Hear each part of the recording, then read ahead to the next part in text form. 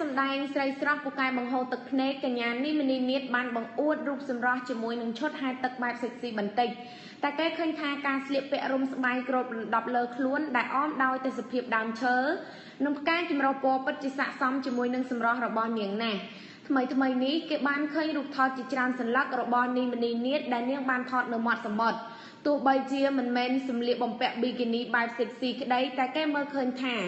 ជាមួយនឹងការស្លៀកពាក់ដោយមានការរុំស្បែកស្ដើងមានរូបភាពស្លឹកឈើឬផ្កាចម្រុះពណ៌ពិតជាស័ក្តិសមជាមួយនឹងសម្រស់បែបសុភាពរបស់មនីនាថណាស់អ្នកគ្រប់គ្រងបាននិយាយថាការតុបតែងខ្លួនបែបសាមញ្ញតែមើលទៅសម្រស់របស់មនីនាថពិតជាទាក់ទាញនាងមនីនាថបានបង្ហាញនូវរូបថតដ៏ស្រស់ស្អាតជាច្រើនសន្លឹកដែលនាងបានថតនៅមាត់សមុទ្រហាក់ខុសប្លែកពីតារាដទៃទោះបីជាទៅលេងនៅមាត់សមុទ្រក្តីនាងស្លៀកតែខោខ្លីជាមួយនឹងអាវធម្មតាដោយរុំជាមួយនឹងស្បែកស្ដើងចម្រុះពណ៌មើលទៅកាន់តែរំលេចសម្រស់របស់នាងឲ្យស្រស់ស្អាតថែមមួយកម្រិតទៀតមានការសរសើរថាសម្រស់មនីនាថមើលទៅសាមញ្ញតែទាក់ទាញគួរឲ្យខ្ញាញ់សម្រាប់ឆ្នាំ